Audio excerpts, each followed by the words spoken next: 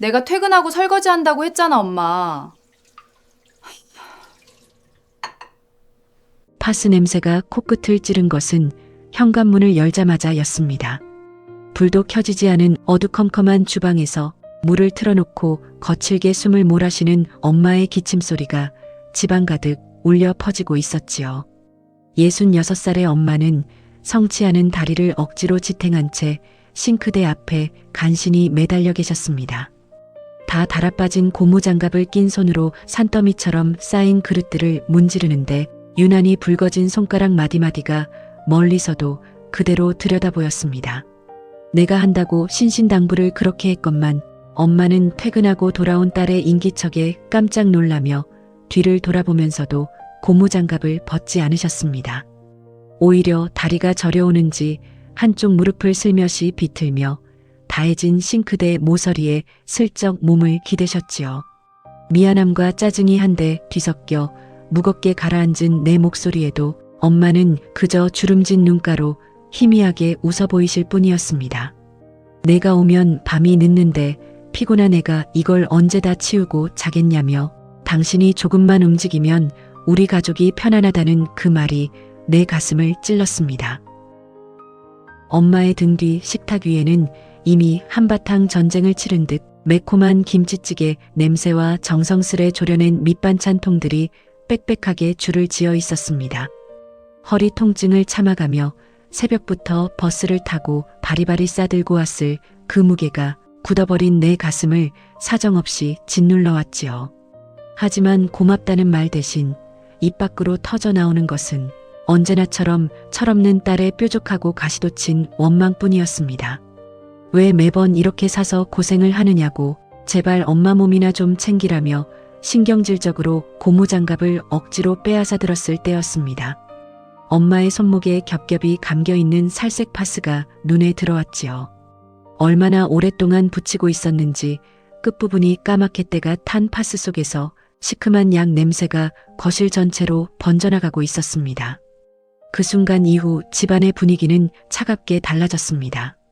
고개를 숙인 채 싱크대 옆에 덩그러니 서 있는 엄마와 고무장갑을 쥔 채 바닥만 바라보는 나 사이에는 아무도 쉽게 말을 건네지 못하는 무거운 침묵이 이어졌지요.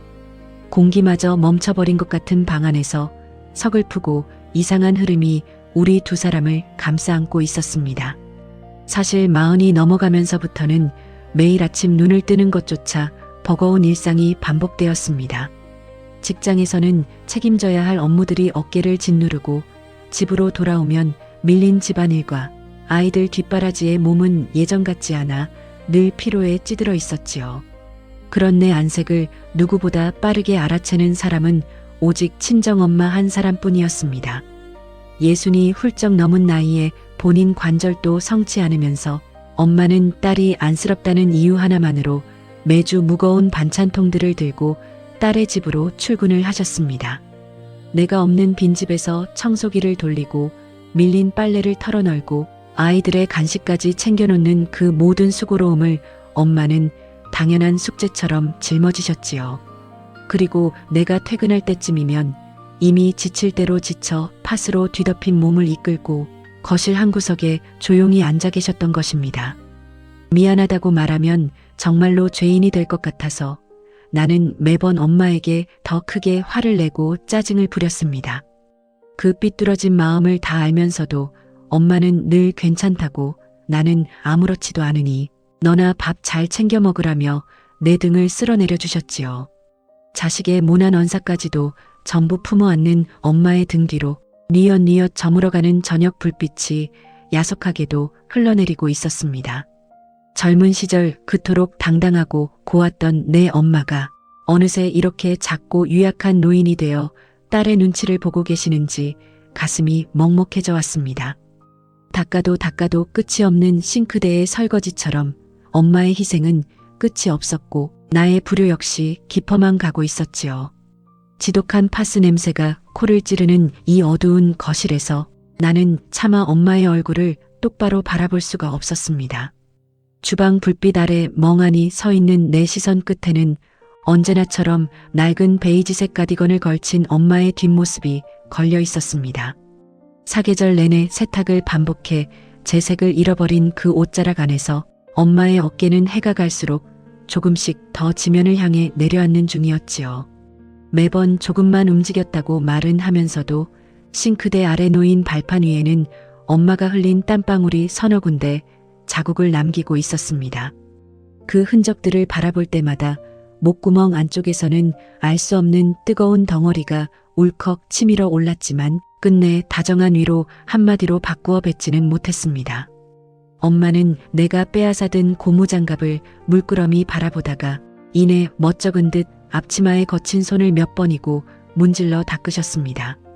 그러고는 주방 구석에 세워둔 청소기로 슬그머니 손을 뻗으시는 것이었지요. 아직 거실 바닥에 먼지가 조금 남은 것 같다며 이것만 마저 밀어놓고 가겠다고 허리를 굽히는 모습에 결국 내 인내심은 또다시 바닥을 드러내고 말았습니다. 고마움이 미안함으로 그 미안함이 다시 나 자신을 향한 무능력함에 대한 짜증으로 변질되는 순간은 그리 길지 않았지요. 그만 좀 하라니까. 내가 알아서 치우고 산다고 몇 번을 말해. 왜 자꾸 사람을 숨막히게 만들어? 내 가시돋친 외침에 청소기 손잡이를 잡으려던 엄마의 손길이 공중에서 멈추었습니다. 거실을 채우던 가전제품의 기계음마저 끊긴 정막 속에서 엄마의 굳어진 손가락이 미세하게 떨리는 것을 보았지요. 차마 딸의 얼굴을 마주보지 못하고 바닥에 얼룩만 내려다보는 엄마의 옆 얼굴에는 미안함과 무안함이 동시에 교차하고 있었습니다. 내 거친 감정의 말들을 온몸으로 받아내면서도 엄마는 그저 당신이 눈치가 없어 미안하다는 표정으로 조용히 청소기에서 손을 떼셨지요. 너 힘든 게 내 뼈마디 아픈 것보다 더 서럽고 보기 힘들어서 그랬다며 나직하게 읊조리는 목소리에는 물기가 가득 배어 있었습니다. 그 가녀린 음성을 듣는 순간 가슴속 깊은 곳에서 후회의 칼날이 나를 사정없이 찔러왔습니다. 하루 종일 직장에서 상사의 눈치를 보고 거래처의 무리한 요구에 고개를 숙이며 쌓였던 온갖 스트레스를 세상에서 가장 나를 사랑해주는 사람에게 전부 쏟아붓고 있었던 것이지요. 밖에서는 그토록 정중하고 참을성 있는 사람인 척 굴면서 정작 나를 위해 온 삶을 갈아넣은 엄마 앞에서는 가장 못되고 악랄한 폭군이 되어버리는 제 자신이 징글징글하게도 싫어졌습니다. 엄마는 서둘러 주방 조리대 위에 놓인 반찬통들을 가리키며 사위가 좋아하는 고기볶음도 해두었고 아이들이 잘 먹는 장조림도 넉넉히 졸여두었으니 주말 동안 걱정 없이 먹으라고 당부를 건네셨습니다. 한참 동안 이어지는 반찬 설명을 들으며 나는 그저 벽에 기댄 채 고개를 끄덕일 수밖에 없었지요. 엄마의 거친 손끝에서 완성된 그 음식들은 단순한 먹거리가 아니라 당신의 남은 수명과 건강을 쪼개어 만든 혈육의 사랑 결정체나 다름없었습니다. 그것을 알면서도 차갑게 외면하려 했던 내 모난 태도가 서글퍼져 나는 슬그머니 고개를 돌려 흐려지는 눈망울을 감추어야 했습니다. 시간은 어느덧 밤 8시를 향해 달려가고 있었고 집안을 가득 채운 음식 냄새는 좀처럼 빠져나가지 않은 채 거실 공기 중에 무겁게 머물러 있었습니다. 엄마는 이제 가봐야겠다며 안방 구석에 놓아둔 당신의 커다란 청가방을 찾아 어깨에 매셨지요. 지퍼가 고장나 옷핀으로 대충 고정해둔 그 가방 안에는 올 때와 달리 빈 반찬통 몇 개만 덩그러니 들어있어 걸을 때마다 가벼운 소리를 내고 있었습니다. 현관문 앞으로 걸어나가는 엄마의 걸음걸이는 한눈에 보기에도 위태롭고 부자연스러웠습니다. 한쪽 다리에 하중을 싣지 못해 쩔뚝거리는 그 뒷모습을 바라보며 나는 또 한 번 가슴을 쥐어뜯어야 했지요. 평생을 자식 뒷바라지에 바치느라 제때 치료 한 번 받지 못한 무릎은 이제 노년의 엄마에게 가장 무거운 짐이 되어 있었습니다. 그럼에도 엄마는 역까지 들어오는 버스가 있으니 걱정 말라며 오히려 늦게 퇴근해 피곤할 내 걱정만 가득 늘어놓으셨습니다. 바로 그 순간 복도 너머에서 웅성거리는 작은 기계음과 함께 엘리베이터가 우리 층에 멈춰 서는 소리가 들렸습니다.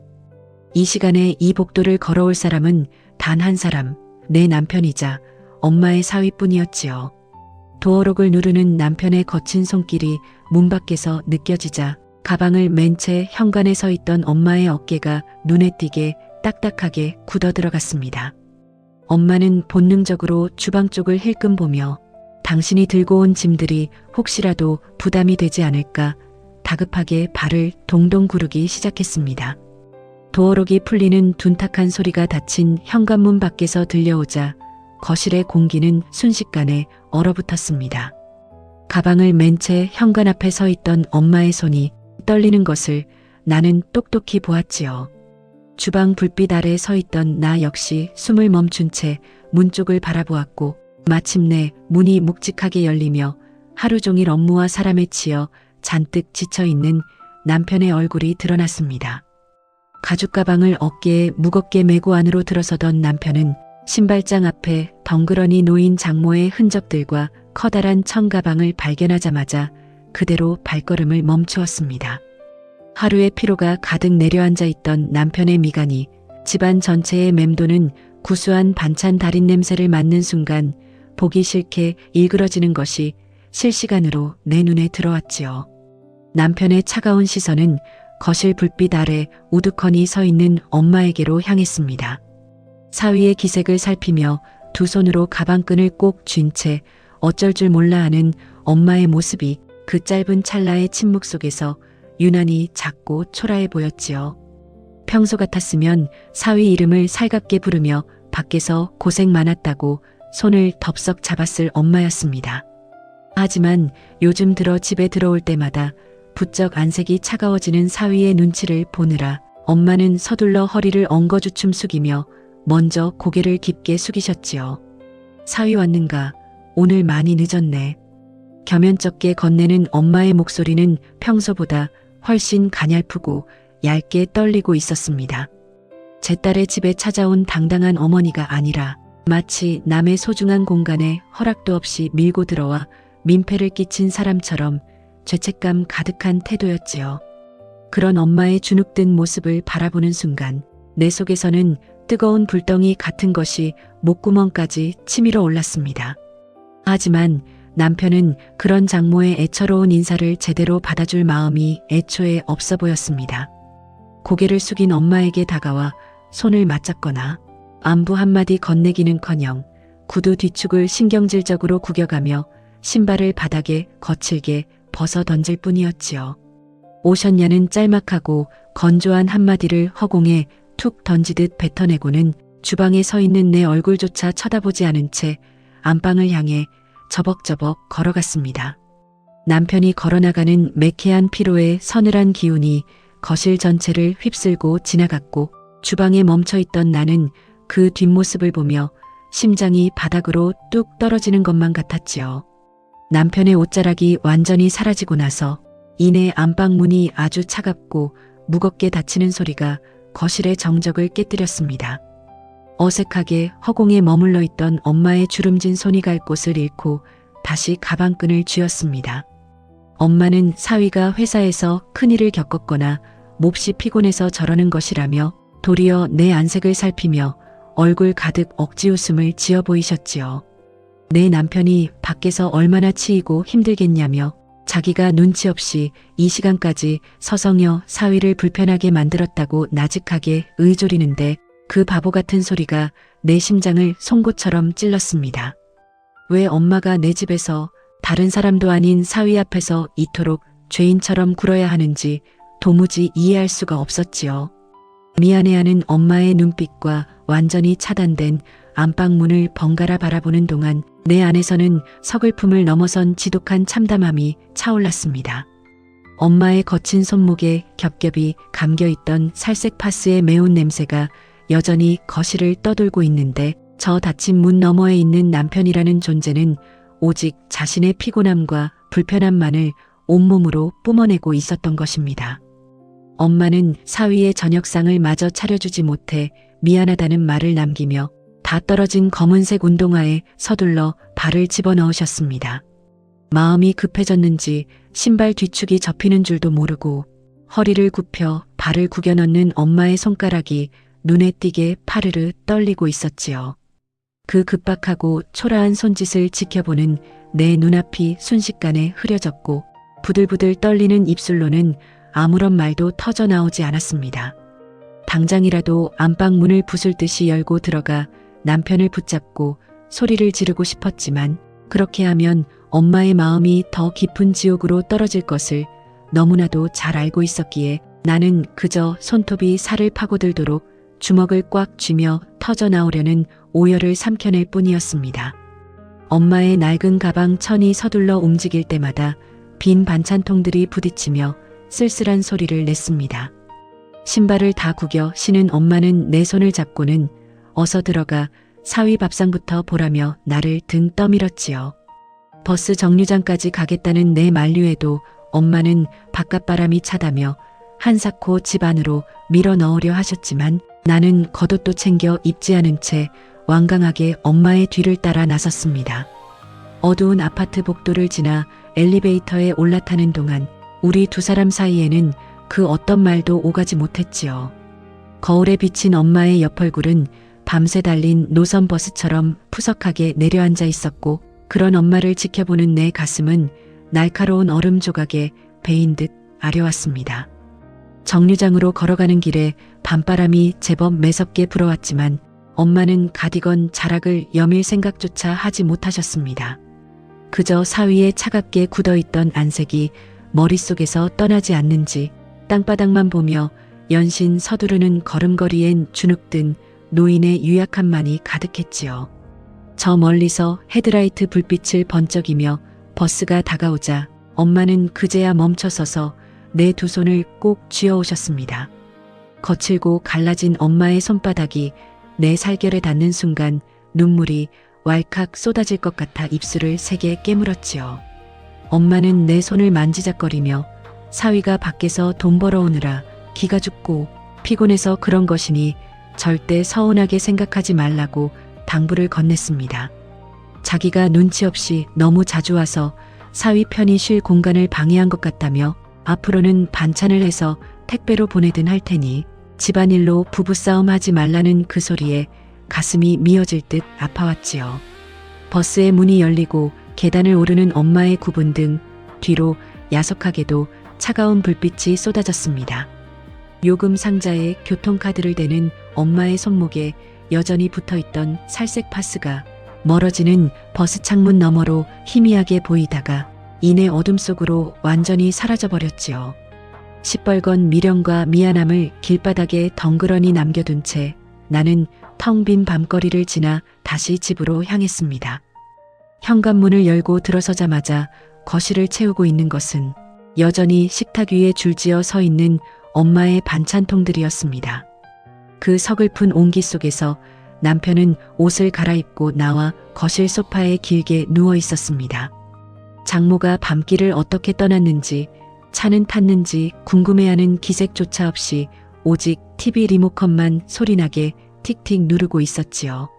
그 무심하고 싸늘한 뒤통수를 바라보는데 내 안의 서운함은 어느새 징글징글한 미움으로 변해 핏대를 타고 머리끝까지 치밀어 올랐습니다.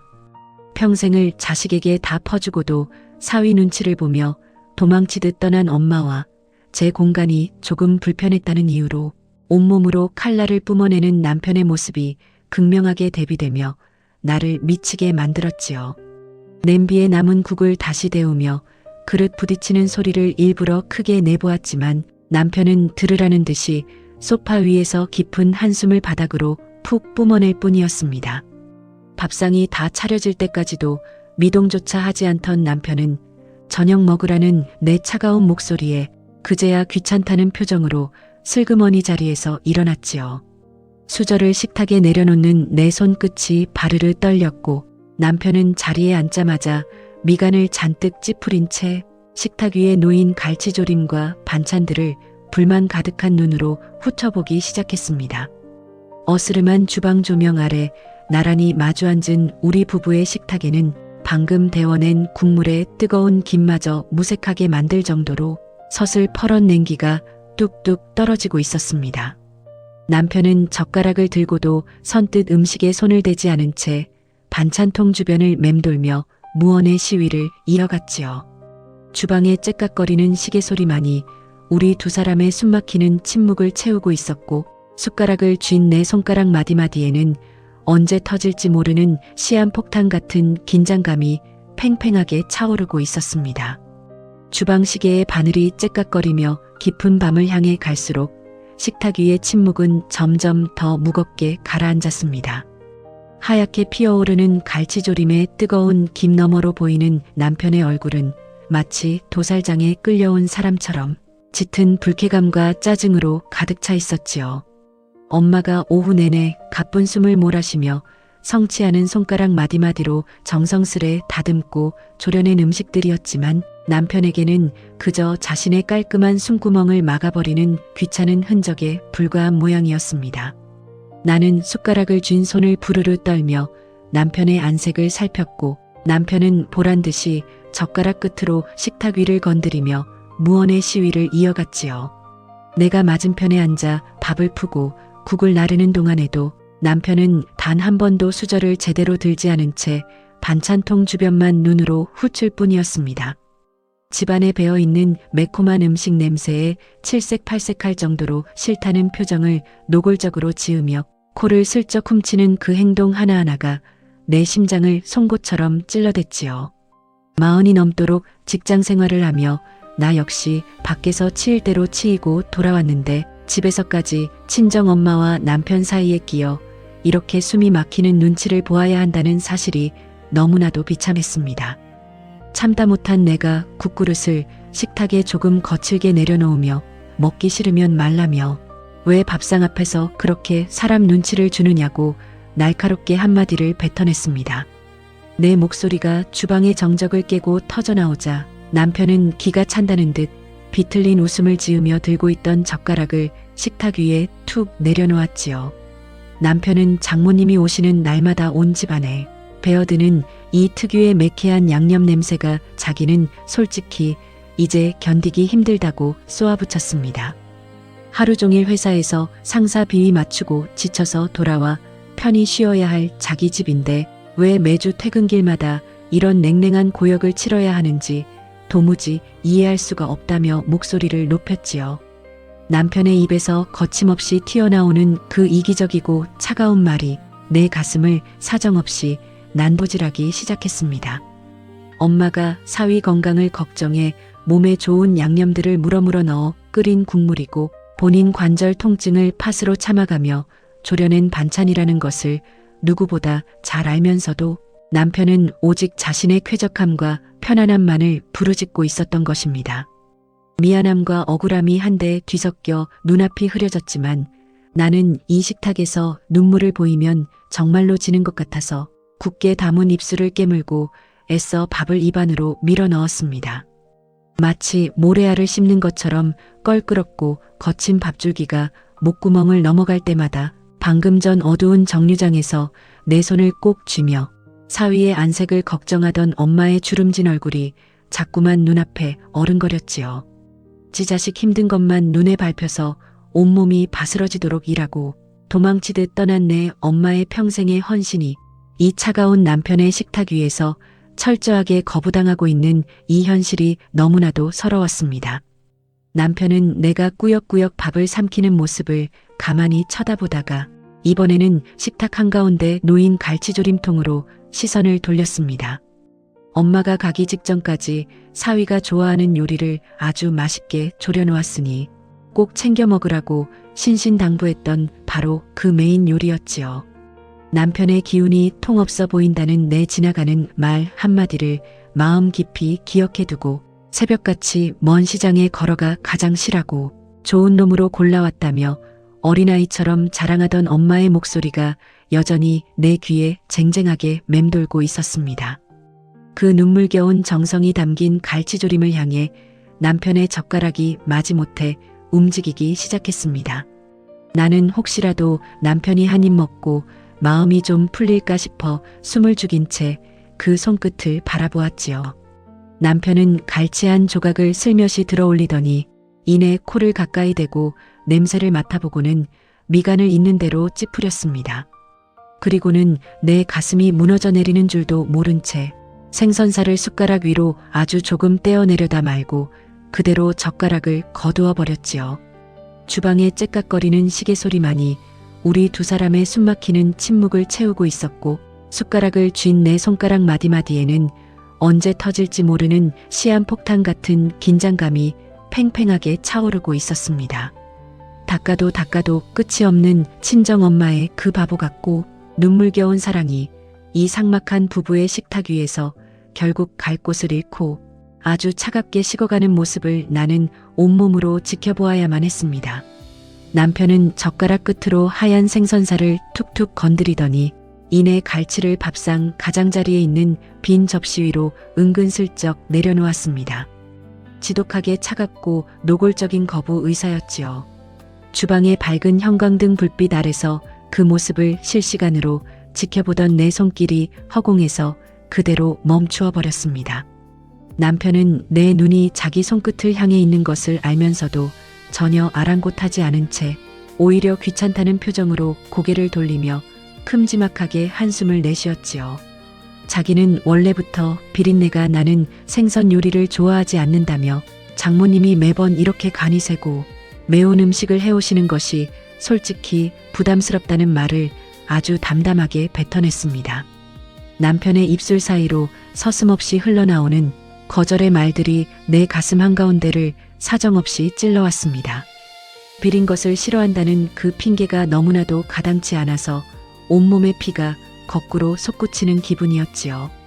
불과 몇 달 전 시댁에 내려갔을 때 시어머니가 차려준 짜디짠 생선구이는 맛있다며 두 그릇이나 비워내던 남편의 모습이 머릿속에 번개처럼 스쳐 지나갔습니다. 결국 음식의 문제가 아니라 그 음식을 정성껏 만들어 온 주체가 다름 아닌 친정엄마라는 사실 자체가 남편에게는 거부감의 원인이었던 것입니다. 중간에 끼어 남편의 눈치를 살피며 밥을 삼키던 나는 목구멍에 커다란 가시가 걸린 것처럼 숨이 턱 막혀오며 체할 것 같은 극심한 통증을 느꼈습니다. 내가 숟가락을 든 채 덜덜 떨고 있자 남편은 오히려 자기가 무슨 큰 잘못이라도 했냐는 듯이 당당하게 밥그릇을 저만치 밀어내버렸습니다. 퇴근하고 집에 오면 그저 조용하고 깔끔한 환경에서 편안하게 쉬고 싶은 마음뿐인데 주방을 가득 채운 반찬 냄새와 소파 구석에 놓여있던 장모님의 낡은 청가방을 볼 때마다 온몸의 긴장이 풀리기는커녕 숨이 막혀온다고 소리를 높였지요. 남편의 눈에는 내 엄마의 눈물겨운 희생과 헌신이 그저 자신들의 안락한 가정을 침해하는 무례한 행동으로밖에 보이지 않는 모양이었습니다.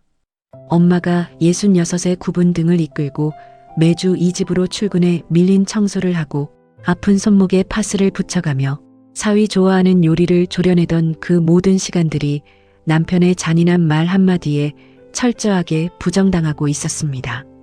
나는 무너져 내리는 자존심과 엄마에 대한 말할 수 없는 죄책감에 입술을 피가 나도록 깨물었습니다.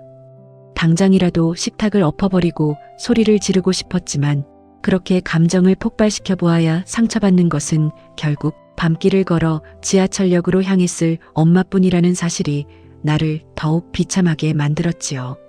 엄마는 지금쯤 컴컴한 버스 창문에 머리를 기댄 채 혹시라도 자기가 사위의 기분을 상하게 하지는 않았을까 가슴을 졸이며 집으로 가고 있을 것이 분명했습니다. 자식에게 짐이 되기 싫어서 평생을 일해온 엄마의 인생이 이 삭막한 아파트 주방 한 구석에서 사위라는 사람에게 이토록 서글프게 외면당하고 있다는 현실이 눈물이 날 만큼 서러웠습니다. 남편은 내 침묵을 자기 주장에 대한 동의로 받아들였은지 물 한 잔을 벌컥벌컥 마시고는 자리에서 일어나 소파로 향했습니다. 남편이 떠난 식탁 위에는 냉랭하게 식어버린 갈치조림 통과 국그릇만이 덩그러니 남아 우리 부부의 깨어진 관계를 증명하고 있었지요. 주방 구석에 서서 식어가는 음식들을 바라보는데 엄마가 음식 뒤편에 꼭꼭 눌러 담아두었을 그 따뜻한 사랑의 온기가 야속하게도 공기 중으로 전부 증발해버리는 것만 같았습니다. 자식 내외가 맛있게 먹어주기만을 바라며 밤잠을 설쳐가며 준비했을 엄마의 고단한 하루가 아무 쓸모없는 것처럼 취급받는 이 상황을 나는 도저히 묵과할 수가 없었지요. 손가락 마디마디에 팽팽하게 차오르던 분노와 서운함은 이내 남편이라는 존재에 대한 깊은 환멸과 미움으로 번져나가기 시작했습니다. 연애 시절에는 장모님의 손맛이 최고라며 살갑게 굴던 남편이 결혼 생활이 년수가 쌓이고 일상이 당연해지자 이제는 장모의 방문 자체를 귀찮은 간섭으로 치부하는 그 이중적인 태도가 징글징글하게도 싫어졌습니다. 남편이 내 가슴에 남긴 이 차가운 상처는 절대로 지워지지 않을 흉터가 되어 깊숙이 자리 잡아가고 있었지요. 지독한 냉기가 흐르는 이 숨막히는 식탁 앞에서 나는 숟가락을 내려놓은 채 한참 동안 고개를 숙이고 삼켜내지 못한 피눈물을 속으로 흘려야만 했습니다. 싱크대 앞에 서서 차갑게 굳어버린 갈치조림을 밀폐용기에 다시 정리해 넣는 내 손길은 미세하게 떨리고 있었습니다. 거실 소파에 길게 누워 TV 화면만 뚫어지게 쳐다보는 남편의 등 뒤로 주방의 환풍기 소리만이 유난히 크고 쓸쓸하게 온 집안을 채우고 있었지요. 엄마가 오후 내내 허리 한번 펴지 못하고 다듬었을 반찬통들을 하나씩 냉장고 깊숙한 곳으로 밀어 넣을 때마다 가슴속 깊은 곳에서 정체 모를 불덩이가 목구멍을 타고 거칠게 치밀어 올랐습니다. 밖에서는 남들에게 그토록 정중하고 예의 바른 척 가식을 떠는 남편이 어째서 엄마의 헌신 앞에서는 이토록 잔인하고 쌀쌀맞은 존재가 될 수 있는지 도무지 용서가 되지 않았지요. 고무장갑을 싱크대 안으로 거칠게 내팽개치고 거실로 걸어나가는 내 발소리가 제법 무거웠지만 남편은 고개조차 돌리지 않은 채 여전히 리모컨만 손가락 끝으로 틱틱 누르고 있었습니다. TV 화면에서 흘러나오는 프로그램의 유쾌한 소리가 지독한 냉기가 흐르는 우리 집 거실 공기와 불협화음을 만들어내고 있었습니다. 나는 남편이 누워있는 소파 맞은편에 꼿꼿하게 버티고 서서 리모컨을 쥔 남편의 손목을 뚫어지게 노려보았습니다. 시선을 느꼈는지 남편이 그제야 귀찮다는 표정으로 TV 볼륨을 한 단계 낮추며 무슨 할 말 있냐는 듯 미간을 잔뜩 찌푸린 채 나를 올려다보았지요. 당신 방금 태도가 그게 뭐야? 엄마가 우리 도와주려고 이 고생을 하는데 꼭 그렇게 티를 내야 해? 내 입술 사이로 마침내 참아왔던 날카로운 목소리가 터져나오자 남편은 기다렸다는 듯이 소파에서 몸을 벌떡 일으켜 앉았습니다.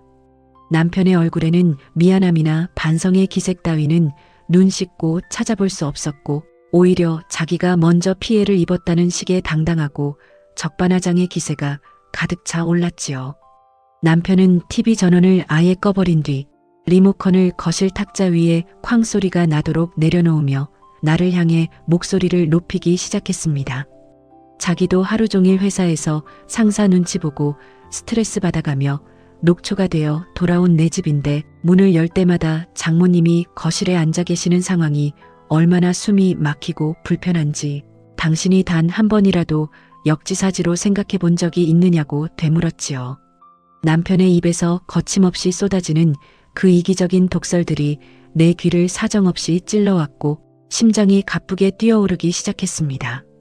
엄마가 이 집에 와서 대접을 받거나 대단한 상전 노릇을 하신 것도 아니고 오직 딸년이라는 게 안쓰러워서 제 뼈마디가 부서지는 줄도 모르고 집안일을 도맡아 해주신 것뿐인데 그것을 온몸으로 거부하는 남편의 태도가 징글징글하게도 미웠습니다. 내가 없는 빈집에서 엄마가 청소기를 돌리고 욕실 바닥을 닦고 아이들 간식까지 챙겨놓는 그 모든 수고로움 덕분에 우리가 이만큼 편안하게 살 수 있다는 사실을 남편은 철저하게 외면하고 있었던 것이지요. 나는 억울함과 분노에 온몸을 파르르 떨며 엄마가 오늘 이 집에 오면서 붙이고 온 파스 냄새를 당신은 맡지도 못했냐고 소리를 질렀습니다. 사위가 좋아하는 요리를 조려내느라 불 앞에 서서 거친 숨을 몰아쉬던 노인의 뒷모습을 보면서도 어떻게 그런 매정한 소리가 입 밖으로 나오느냐며 남편을 몰아세웠지요. 하지만 남편은 오히려 콧방귀를 끼며 자기는 한 번도 장모님한테 와서 일해달라고 부탁한 적이 없다며 모든 원망의 화살을 나에게로 돌렸습니다. 당신이 부득부득 엄마를 집으로 불러들여 일을 시키는 바람에 퇴근하고 돌아온 자기가 집에서도 편하게 쉬지 못하고 눈치를 보며 안방으로 숨어야 하는 처지가 되었다고 뻔뻔하게 소리를 질렀지요. 남편의 그 잔인하고 차가운 말이 내 가슴을 갈갈이 찢어놓는 동안 엄마의 쓸쓸한 실루엣이 자꾸만 겹쳐 보여 눈물이 왈칵 쏟아질 것만 같았습니다.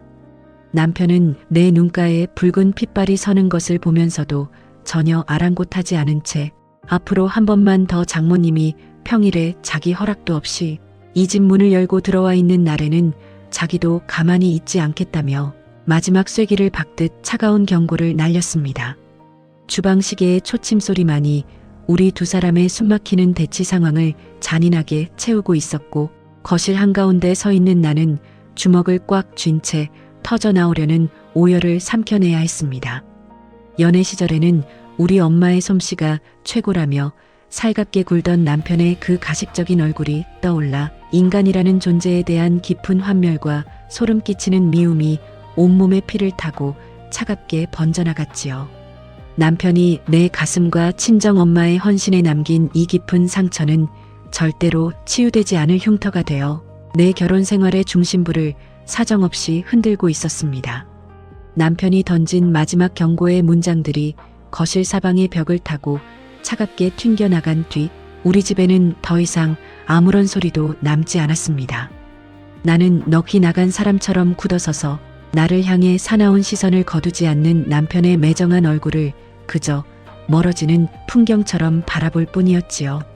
지옥 같은 일터에서 버틸 수 있게 해준 유일한 버팀목이자 내 모든 허물을 덮어주던 친정엄마의 거룩한 사랑이 이토록 무참하게 외면당했다는 사실에 사지가 바르르 떨려왔습니다.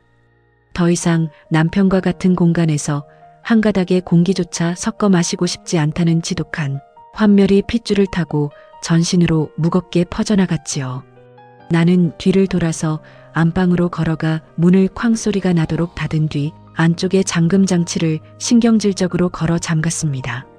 철컥하는 가냘픈 쇠붙이 소리가 마치 세상과 나를 완벽하게 차단하는 단절의 신호처럼 방 안의 정적을 깨뜨렸지요. 침대 모서리에 주저앉자마자 낮 동안 회사와 집안일의 중간에서 아슬아슬하게 지탱하고 있던 내 모든 이성이 한순간에 와르르 무너져 내리기 시작했습니다. 차가운 이불 더미에 얼굴을 깊숙이 파묻고는 남편이 들을까봐 입술을 깨물며 소리 죽여 오열을 터뜨렸지요. 가슴속 가장 깊은 곳에서부터 터져나오는 눈물은 멈출 기미가 보이지 않았고, 젖어가는 베개 시트 위로 엄마의 파스 냄새가 자꾸만 코끝을 맴돌았습니다.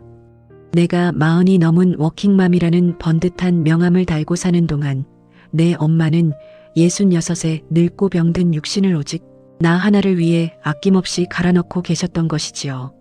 자식이 직장에서 기가 죽을까봐 혹은 집안일 때문에 남편과 불화가 생길까봐 당신의 무릎 관절이 시커멓게 멍들어가는 줄도 모르고 걸레질을 하던 엄마의 고단한 실루엣이 자꾸만 눈앞을 가렸습니다. 그런 엄마의 희생을 뻔히 보면서도 사위라는 작자는 제 안락함이 조금 침해당했다는 이유로 장모를 불필요한 존재 보듯 밀어내버린 것이지요. 안방 문 밖에서는 남편이 거실불을 하나씩 끄며 잠자리를 정리하는 서늘한 소리가 간헐적으로 들려왔습니다.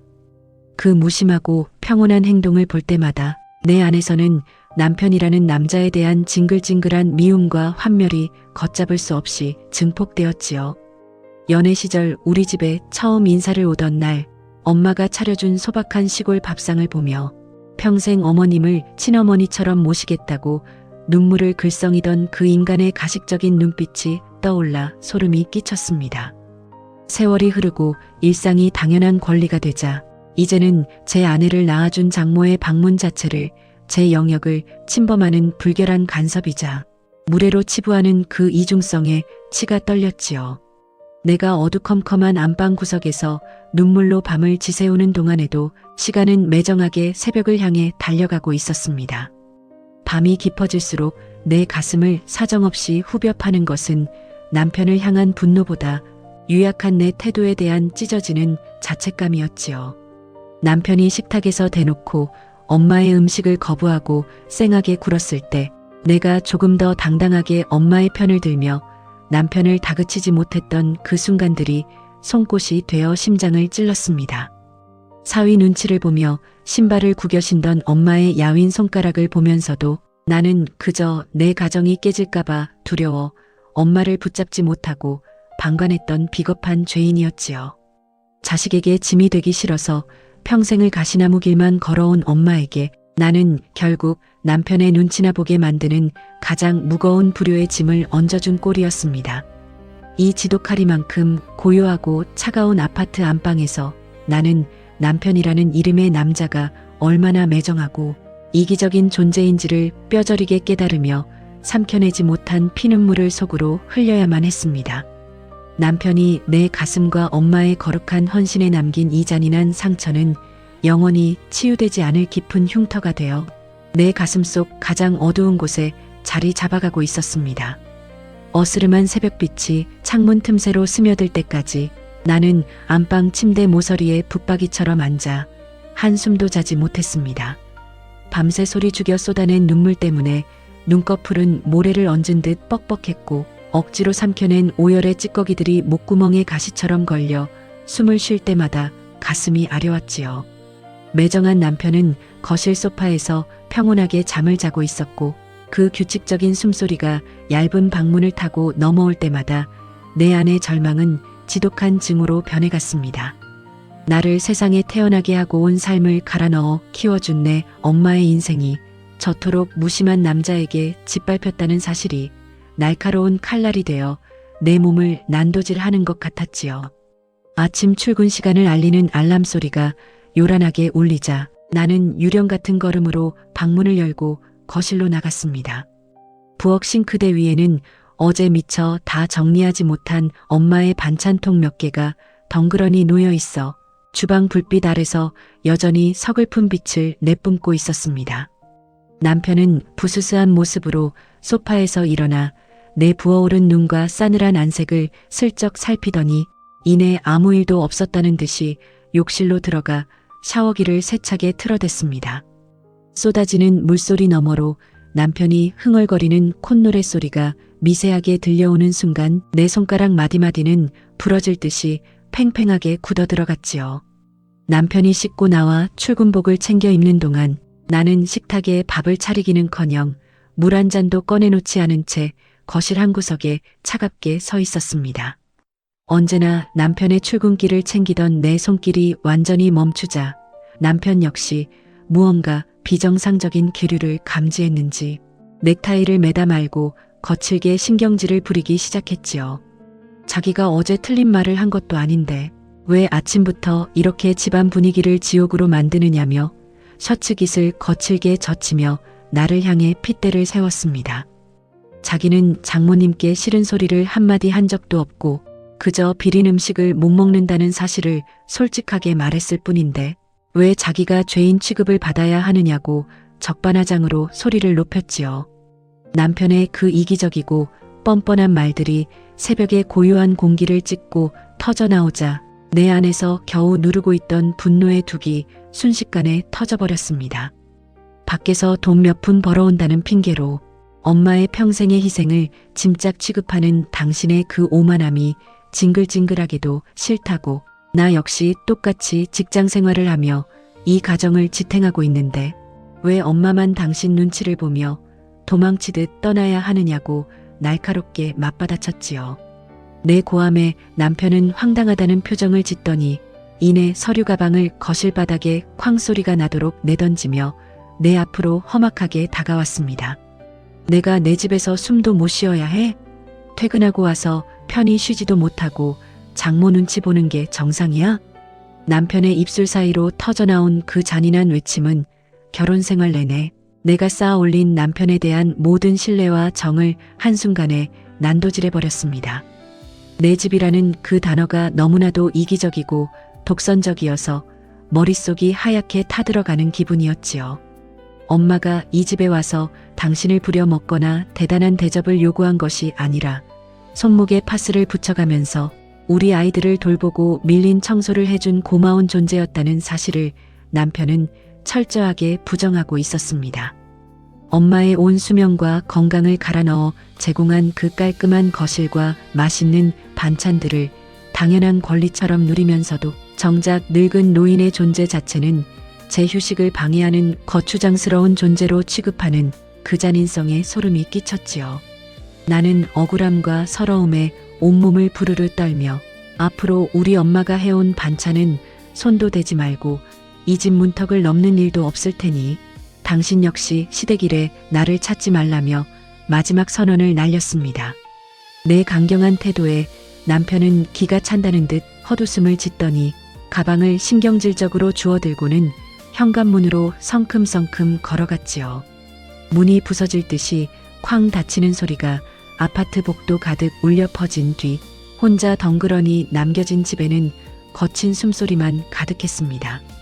거실 창문 너머로 남편의 차가 주차장을 빠져나가는 모습을 내려다보는데 인간이라는 존재에 대한 깊은 환멸과 함께 평생을 자식에게 다 퍼주고도 사위에게 짐 취급을 당한 내 엄마의 주름진 얼굴이 떠올라 서러운 심정이었습니다.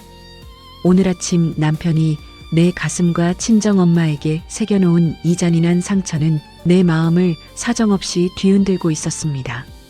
남편이 신경질적으로 닫고 나간 현관문의 진동이 거실 벽면을 타고 한참 동안이나 웅웅거리며 맴돌았습니다. 지독한 소음이 빠져나간 집안에는 오직 환풍기 돌아가는 기계음만 쓸쓸하게 흐르고 있었고 나는 핏기가 가득 빠져나간 손으로 식탁 모서리를 간신히 붙잡은 채 멍하니 서 있었지요. 분노로 시작된 부부싸움의 끝은 언제나처럼 나 자신을 향한 지독한 허탈감과 패배감 뿐이었습니다. 남편의 출근길 뒤에 남겨진 냉랭한 거실 공기를 피부로 느끼며 나는 주방 바닥에 주저앉아 무릎 사이에 고개를 파묻고 가쁜 숨을 몰아쉬어야 했습니다. 40이 넘은 나이에도 여전히 가정을 온전하게 지켜내지 못하고 친정엄마의 희생을 방패 삼아 버티고 있는 내 꼴이 너무나도 한심하고 가엾게 느껴졌기 때문입니다. 시선을 돌려 냉장고 옆구리에 붙여둔 낡은 달력을 바라보는데 매달 첫 주마다 붉은 색연필로 동그라미가 쳐진 날짜들이 눈에 들어왔지요. 그 동그라미는 바로 엄마가 이 집에 오는 날을 내가 잊지 않으려고 표시해둔 흔적이었습니다. 엄마는 그 날짜가 다가오기 며칠 전부터 장터에 나가 사위가 좋아하는 고기며 아이들이 잘 먹는 제철 나물들을 무거운 양손에 쥐고 새벽길을 걸었을 것이 분명했지요. 자식 집에 갈 생각에 설레어 잠을 설치면서도 혹시라도 사위에게 짐이 될까봐 이른 새벽 버스를 타고 조용히 내려오던 엄마의 그 지극한 정성이 오늘 아침 남편이 내뱉은 폭언 몇 마디에 아주 하찮은 것처럼 전락해버린 현실이 도무지 믿기지 않았습니다. 주방 불빛 아래서 다시 바라본 엄마의 반찬통들은 어제보다 훨씬 더 차갑고 딱딱하게 굳어 있었습니다. 뚜껑 틈새로 살짝 흘러나온 매콤한 양념 냄새를 맡는 순간 내 가슴 한구석을 송곳으로 사정없이 후벼 파는 것 같은 통증이 다시금 밀려왔지요. 엄마는 이 반찬들이 사위의 입맛에 맞지 않아 거부당하고 있다는 사실을 꿈에도 모른 채 지금쯤 시골집 주방에서 어제 딸년이 부린 신경질이 마음에 걸려 안절부절 못하고 계실 것이 뻔했습니다. 눈에 넣어도 아프지 않을 딸이 직장 생활에 치여 야위어가는 것이 속상해서 온 힘을 다해 사랑으로 보듬어주는 엄마가 왜 이 집에서는 이토록 불결한 간섭으로 취급받아야 하는지 하늘이 원망스러울 뿐이었지요. 늦었지만 더 이상 비겁하게 남편의 눈치를 보면서 엄마의 마음에 상처를 주는 행동은 하지 않기로 마음먹었습니다. 점심시간쯤 되었을 때 시어머니로부터 전화가 걸려왔습니다. 평소 같으면 시어머니의 목소리만 들어도 가슴이 덜컥 내려앉아 비위를 맞추기 바빴던 나였습니다. 수화기 너머로 시어머니는 우리 아들이 요즘 회사 일로 너무 피곤해하는데 집에서 반찬 냄새 풍기며 사람 정신 사납게 만들지 말라며 대놓고 핀잔을 주었지요. 남편이 장모가 다녀간 일을 제 어미에게 그대로 일러바친 것이 분명했습니다. 예전 같으면 죄송하다고 고개를 숙였을 테지만 나는 이번엔 다르게 행동했습니다. 수화기를 귀에 댄 채 아주 차분하고 친절한 목소리로 시어머니의 말을 받아쳤지요. 어머니, 안 그래도 오늘 저녁에 아들 몸보신 좀 시키려고 하는데요. 바쁘지 않으시면 오늘 저녁에 저희 집으로 오셔서 같이 식사하시는 게 어떠세요? 시어머니는 며느리의 갑작스러운 초대에 잠시 당황하는 듯 하더니 이내 아들 얼굴을 보겠다는 일념으로 흔쾌히 알겠다고 대답했습니다. 전화를 끊고 난 내 손끝에는 전에 없던 서늘한 긴장감이 감돌았습니다. 남편이 내 엄마의 인생과 정성을 쓰레기 취급했던 그 잔인한 방식을 오늘 저녁 이 집 식탁 위에서 고스란히 되돌려주기 위한 은밀한 판을 내가 직접 짜기 시작한 것이었습니다. 퇴근 시간 1시간 전 나는 남편에게 짧은 문자 메시지 한 통을 보냈습니다. 오늘 어머니가 저녁 식사를 하러 우리 집으로 오시기로 했으니 늦지 않게 퇴근하라는 내용이었지요. 남편은 영문을 몰라 어리둥절했는지 금방 전화를 걸어왔지만 나는 일부러 전화를 받지 않고 회사를 나섰습니다. 시장에 들러 고기나 대단한 요리 재료를 사는 대신 나는 집 근처 마트에 들러 뿌리는 탈취제 2통과 이혼 청구 서류 양식 1장만을 가방에 넣은 채 집으로 향했습니다. 저녁 7시가 조금 넘었을 때 도어록이 열리며 시어머니와 남편이 거의 동시에 현관문 안으로 들어섰습니다. 시어머니는 양손에 또 아들 주겠다며 특유의 지독한 한약재 냄새가 나는 보따리를 가득 들고 있었고 남편은 제 어미를 돕느라 버선발로 짐을 받아들고 있었지요. 사흘 전 내 엄마가 무거운 반찬통을 들고 올 때는 거실 소파에 누워 한숨만 푹푹 쉬던 남자가 제 핏줄 앞에서는 세상에 둘도 없는 효자가 되어 호들갑을 떠는 꼴을 보는데 주방에 서 있던 내 얼굴에 서늘한 미소가 번졌습니다. 시어머니는 신발을 벗고 거실로 들어서자마자 식탁 위에 제 짐들을 늘어놓으며 집안에 환기가 통 안 되는지 쾌쾌한 냄새가 난다며 또다시 며느리 살림살이를 타박하기 시작했지요. 나는 대꾸도 하지 않은 채 주방 수납장에서 아까 사온 탈취제를 꺼내 들었습니다. 그리고 시어머니와 남편이 나란히 서 있는 거실 한복판으로 걸어나갔지요. 두 사람이 의아한 눈으로 나를 바라보는 순간 나는 아무런 예고도 없이 시어머니의 옷자락과 들고 온 한약 보따리를 향해 탈취제를 사정없이 분사하기 시작했습니다. 치익 소리를 내며 인공적인 향이 거실 사방으로 퍼져나가자 시어머니는 깜짝 놀라 뒤로 자빠질 듯 비명을 질렀고 남편은 눈을 둥그렇게 뜨며 내 팔목을 거칠게 가로막았습니다. 당신 지금 미쳤냐고, 우리 엄마 몸에 이게 무슨 짓이냐고 사나운 고함을 내지르는 남편의 얼굴을 보며 나는 아주 평범하고 나직한 어조로 받아쳤습니다. 어머니 몸과 가져온 한약에서 냄새가 너무 심하게 나서요. 저도 하루 종일 회사에서 일하다 와서 피곤해 죽겠는데 내 집에서 이런 지독한 한약 냄새 맡으며 숨도 못 쉬는 건 억울하잖아요. 안 그래요, 당신? 사흘 전 남편이 내 엄마에게 뱉었던 그 악랄한 대사를 단 한 글자도 틀리지 않고 고스란히 제 어미의 얼굴에 대고 말해버리자 남편의 얼굴은 순식간에 피가 다 빠져나간 것처럼 하얗게 질려버렸습니다. 거실에는 숨막히는 침묵이 내려앉았습니다. 시어머니는 무안함과 서러움에 부들부들 떨며 시어미 대접을 이따위로 받아본 적이 없다며 제 가방을 다시 움켜쥐었고 남편은 핏대를 세우며 당장 장모에게 전화해 이 꼴을 다 일러바치겠다며 스마트폰을 꺼내 들었지요. 제 집구석의 존엄성이 난도질당하자 눈이 뒤집힌 남편을 보며 나는 가방 속에서 꺼낸 이혼 서류 양식을 거실 식탁 한가운데에 툭 던져놓았습니다. 당장 친정에 전화를 걸든 시댁 식구들을 다 불러 모으든 마음대로 하라고 대신 이 서류에 도장부터 찍고 나가라고 아주 담담하게 말했지요. 밖에서는 점잖은 척 배려 있는 척 가식을 떨면서 정작 제 아내를 낳아준 장모의 헌신은 불결한 침입자 대하듯 선을 긋던 남편의 그 이중성을 나는 이 식탁 위에서 완전히 끝장내기로 마음먹은 것이었습니다. 시어머니는 자식 내외가 제 방문 때문에 이혼 서류까지 오가는 파국을 맞이하자 결국 보따리를 내팽개치듯 둔 채 허리를 엉거주춤 숙이며 현관문 밖으로 도망치듯 뛰어나갔습니다. 남편은 제 어미를 붙잡으려 복도로 뛰어나가며 나를 향해 온갖 저주 섞인 고함을 내 지방 안을 채웠지만 내 가슴 속에는 일말의 두려움 대신 서글픈 카타르시스만이 차오르고 있었습니다. 엄마가 현관 앞에서 다 떨어진 신발을 구겨 신으며 맛보아야 했던 그 비참한 지옥의 서러움을 너희 집구석 역시 똑같이 맛보아야 공평한 것이라며 주방의 싱크대 모서리를 단단히 붙잡았지요. 남편이 어미를 배웅하고 다시 집 안으로 들어와 안방 문을 부술듯이 두드려 대기 시작했을 때 나는 안방 문고리에 잠금 장치를 철컥 걸어 잠갔습니다. 문 밖에서 남편이 소리를 지르고 악을 쓸 때마다 이 결혼 생활이 얼마나 부질없고 징글징글한 껍데기였는지 뼈저리게 깨달았습니다.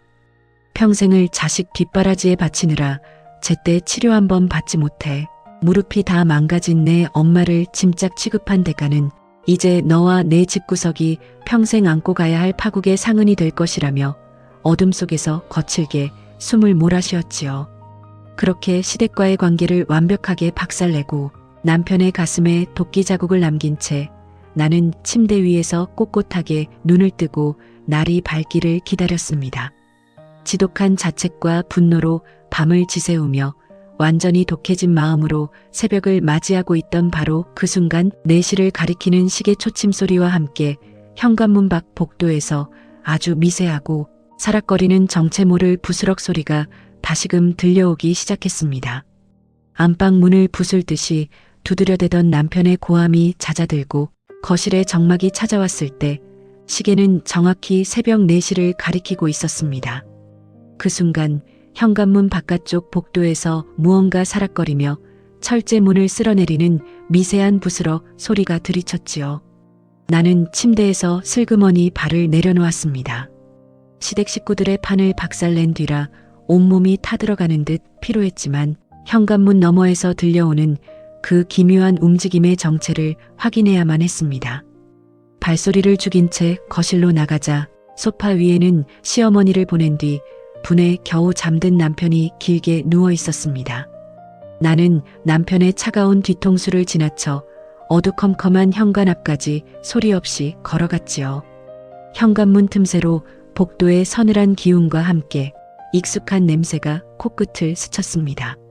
사흘 전 우리 집 주방을 채웠던 평생 동안 고향집에서 맡아왔던 엄마의 냄새와 파스 냄새가 어둠 속에서 은은하게 풍겨오고 있었던 것이지요. 설마 하는 불길하고 서글픈 직감이 머릿속을 스치며 손가락 끝이 떨려왔습니다. 나는 홀린 사람처럼 벽면에 붙은 현관 인터폰 화면의 전원 버튼을 꾹 눌렀습니다. 푸르스름한 불빛이 어두운 현관 바닥을 비추며 모니터 화면이 켜지자 어스름한 새벽빛이 겨우 내려앉은 복도 벽면의 풍경이 화면 너머로 모습을 드러냈지요. 화면 중앙에는 다 떨어진 두꺼운 겨울 패딩을 겹겹이 껴입은 노년의 실루엣 하나가 현관문 앞에 엉거주춤한 자세로 등을 돌린 채 서 있었습니다. 엄마였습니다. 사흘 전 딸년이 부린 신경질이 마음에 걸려 새벽차를 타고 먼 길을 달려온 내 엄마의 구부정한 뒷모습이 그 작은 화면 가득 차올랐지요. 엄마는 혹시라도 도어록 알람 소리가 울려 자식 내외의 단잠을 깨우거나 사위의 기분을 다시 상하게 만들까봐 문을 열 생각은 하지도 못한 채 현관문 고리에 무언가를 거느라 온 신경을 집중하고 있었습니다. 한쪽 무릎 관절이 다 망가져 똑바로 서 있기도 힘겨운 다리를 억지로 지탱하느라 한 손으로는 아파트 벽면을 위태롭게 짚은 채 다른 한 손으로 빛바랜 종이 쇼핑백을 문고리에 조심조심 걸고 계셨지요. 가방끈이 쇠고리에 부딪혀 작은 소리가 날 때마다 엄마는 깜짝 놀라며 문 쪽을 힐끔 돌아보고는 숨을 죽이곤 했습니다. 그 행동을 인터폰 모니터로 가만히 지켜보는데 목구멍 안쪽에서 거친 감정이 치밀어 올랐습니다. 하지만 나는 이번에는 혼자 울며 방관하지 않았습니다. 나는 소파로 걸어가 누워있는 남편의 머리채를 잡을 듯이 어깨를 거칠게 흔들어 깨웠습니다.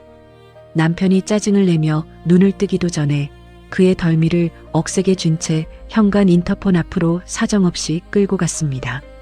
당신 눈으로 똑똑히 보라고 내가 귀찮은 짐짝 취급하며 내쫓았던 내 엄마가 지금 밖에서 무엇을 하고 있는지 내 두 눈으로 확인하라며 인터폰 화면에 남편의 얼굴을 들이밀었습니다.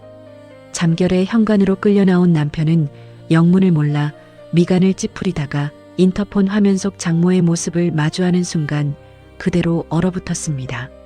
푸른 모니터 화면 속에서 엄마는 쇼핑백이 떨어지지 않게 몇 번이나 매만져 확인한 뒤 품속에서 달력 뒷장을 찢어 만든 메모 한 장을 꺼내어 쇼핑백 틈새로 깊숙이 밀어넣고 있었습니다. 그러고는 행여나 제 발소리가 집 안으로 흘러들까봐 다 떨어진 검은색 운동화 뒤축을 들고 까치발을 한 채 엘리베이터 방향으로 쩔뚝거리며 조심조심 걸어가기 시작하셨지요. 봤어? 저게 내가 말한 숨막히는 침입자의 모습이야.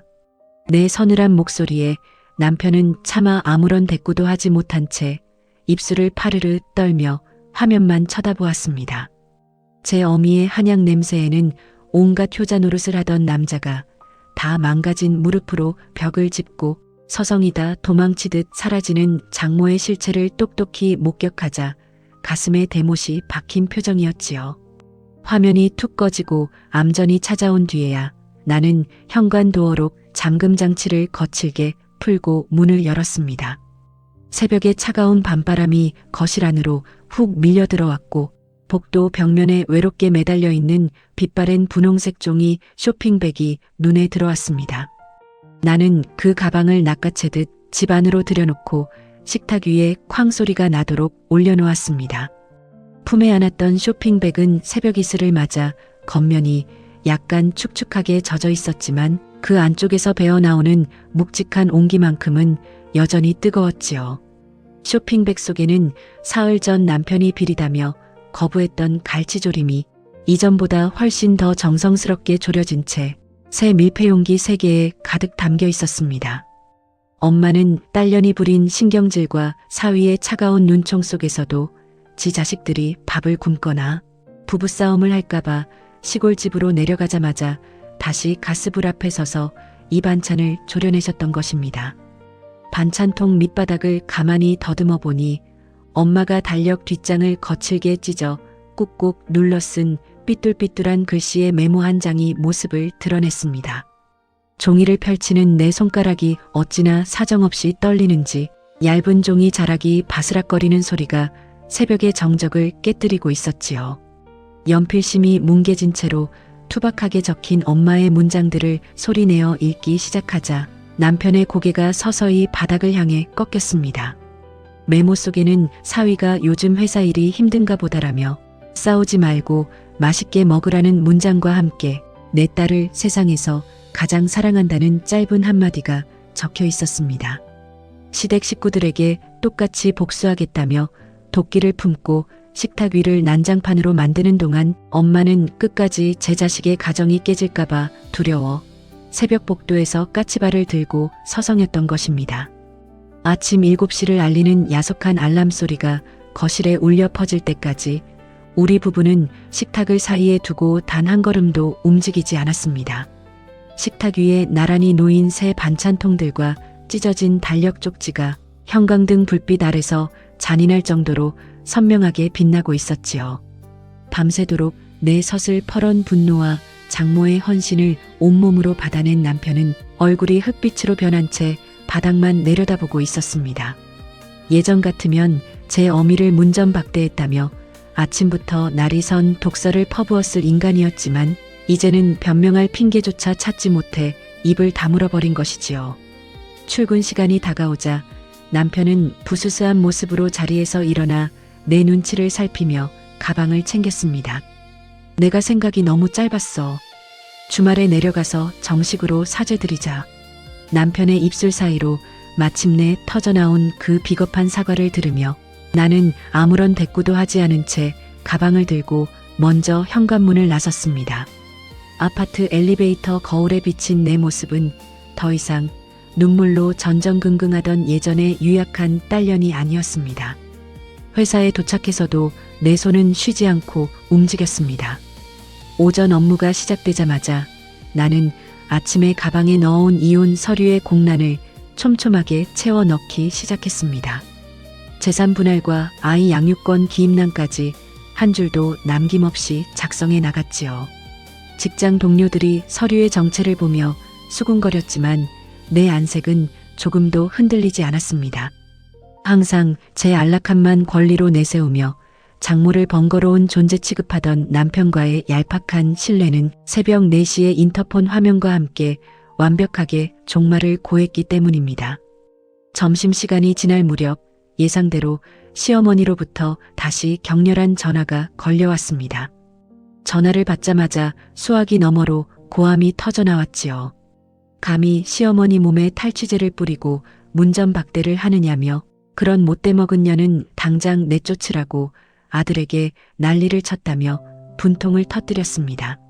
시어머니는 배워먹지 못한 집구석에서 자라더니 행실이 그 모양이라며 친정까지 들먹이며 모욕을 이어갔습니다. 예전 같으면 심장이 부르르 떨리며 눈물이 쏟아졌을 텐데 내 입술에서는 오직 서늘한 비웃음만이 새어나왔습니다. 나는 시어머니의 폭언이 끝나기도 전에 아주 평범하고 차가운 목소리로 쐐기를 박았습니다.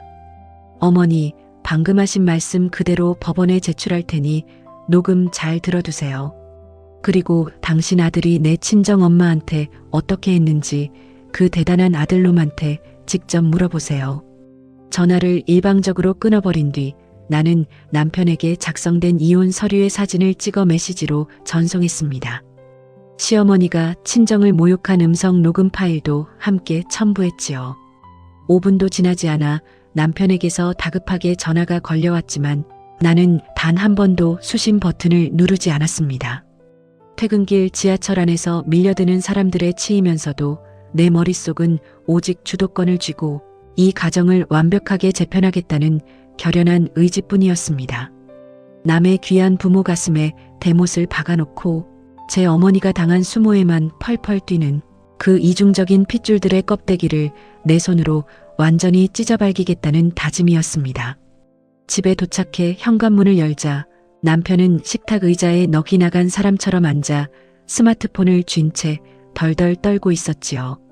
내가 거실 한가운데로 걸어 들어가 가방을 내려놓자 남편은 무릎이라도 꿇을 기세로 내 앞으로 다가왔습니다.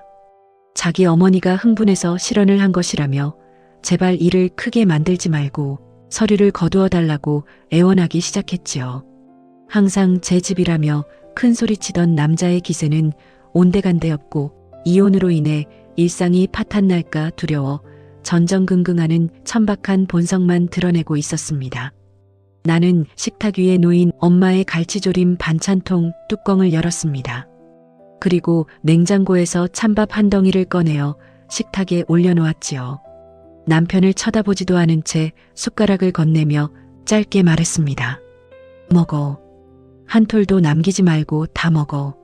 남편은 잠시 망설이더니 이내 죄인처럼 숟가락을 들고 생선살을 입안으로 밀어넣기 시작했습니다.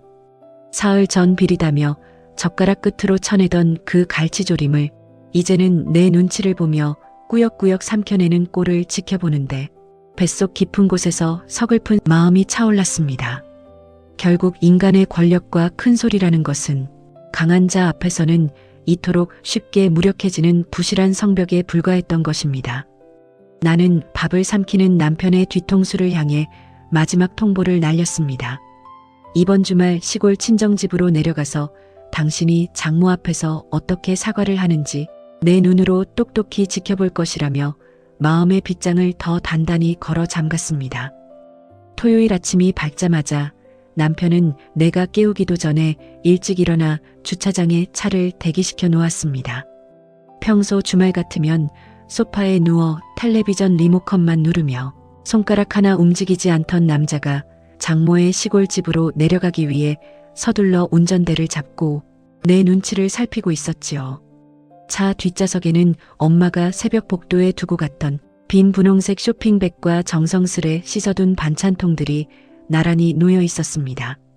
시골로 향하는 고속도로 위에서 남편은 내 안색이 조금이라도 굳어질 때마다 라디오 볼륨을 낮추거나 에어컨 온도를 조절하며 안절부절 못했습니다. 창문 너머로 스쳐 지나가는 초여름의 푸른 풍경들을 바라보는데 내 머릿속은 오직 새벽 4시에 이 머나먼 길을 홀로 역주행해 올라왔을 엄마의 거친 숨소리만 가득 차올랐지요. 먼 길을 왕복했던 노인의 인생이 서글퍼져 가슴 한가운데가 무겁게 내려앉았습니다. 톨게이트를 빠져나와 익숙한 고향집 골목길로 들어설 때쯤 가방 속 스마트폰의 진동이 요란하게 울리기 시작했습니다. 화면을 보니 역시나 시어머니였습니다.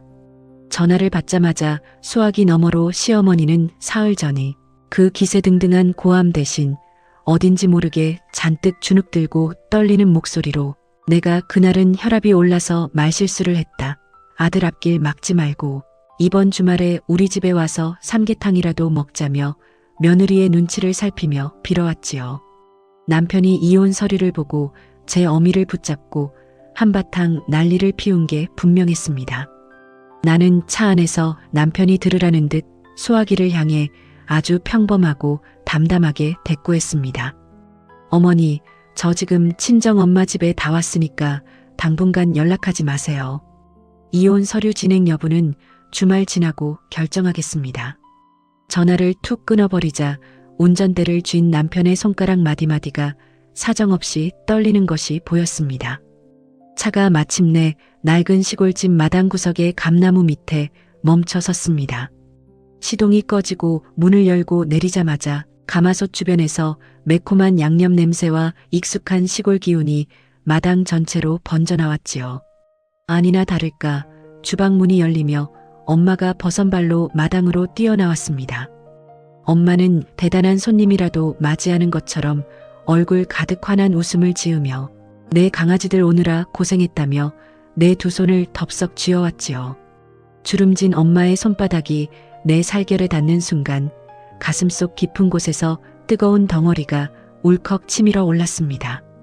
엄마는 사위의 안색을 살피며 사위 좋아하는 갈치조림을 더 맛나게 졸여놨는데 어찌 알고 이렇게 내려왔느냐며 남편의 손을 잡으려 하셨지요. 그 순간 남편은 더 이상 버티지 못하고 마당의 거친 흙바닥 위로 털썩 무릎을 꿇었습니다. 고개를 숙인 채 남편의 어깨가 사정없이 들썩이기 시작했지요. 장모님, 제가 정말 잘못했습니다. 그동안 제가 너무 못나게 굴었습니다.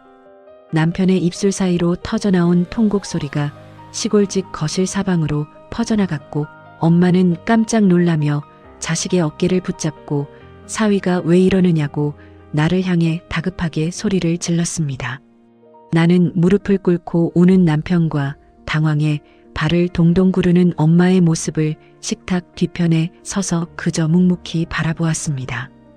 엄마는 울고 있는 사위의 흙 묻은 손을 재해진 앞치마로 몇 번이고 닦아내며 밖에서 돈 버느라 고단해서 그랬던 거 다 안다며 도리어 사위의 등을 쓸어내려 주셨습니다. 자식의 모난 악행까지도 전부 품어안는 엄마의 모습 뒤로 뉘엿뉘엿 해가 저물어가고 있었습니다. 남편이 마당 한복판에서 눈물로 사죄를 끝내고 주방 식탁에 마주 앉았을 때 시골집 안방에는 전과는 전혀 다른 밀도의 공기가 흐르고 있었습니다. 엄마는 사위가 제 반찬을 맛있게 먹는 모습을 보며 연신 고개를 끄덕였고 남편은 생선 가시를 정성스레 발라 장모의 밥 위에 먼저 얹어주며 안절부절 못했지요. 저녁 식사가 끝나갈 무렵 나는 남편에게 가방 속에서 꺼낸 새 계약서 한 장을 식탁 위에 펼쳐놓았습니다. 매주 주말마다 시골집으로 내려와 집안일과 마당 정리를 도와주겠다는 구체적인 이행 조건들이 적힌 서류였지요. 남편은 단 한마디의 토도 달지 못한 채 주머니에서 만년필을 꺼내어 서명을 했습니다. 제 어미의 모욕적인 언사와 제 악행에 대한 대가를 엄마는 자식 내외의 낯선 계약을 보며 돈 아깝게 왜 이러느냐, 나는 아무렇지도 않다며 만류하셨지만 나는 엄마의 거친 손을 꼭 맞잡으며 아주 나직하고 건조한 목소리로 말했습니다. 엄마, 나 이제 눈치 안 보고 살아. 그러니까 앞으로 집에 오실 때 문 당당하게 열고 들어와. 내 당당한 선언에 엄마의 주름진 눈가로 흐려지는 눈물이 고였고 남편은 고개를 깊숙이 숙인 채 죄인처럼 수저만 매만지고 있었지요. 닦아도 끝이 없는 주방의 얼룩처럼 내 가슴을 사정없이 짓누르던 불효의 짐이 마침내 내 주체적인 행동과 독한 장악력을 통해 완벽하게 해소되는 순간이었습니다. 세상 사람들에게 번듯한 워킹맘 대접을 받기 위해 내 부모를 죄인으로 만들었던 지난날의 가면은 이제 필요 없었습니다. 가정을 꾸리고 살아가는 과정에서 남편이라는 존재에게 휘둘려 내 부모의 존엄성 하나 지켜내지 못했던 비겁함은 더 이상 없었습니다.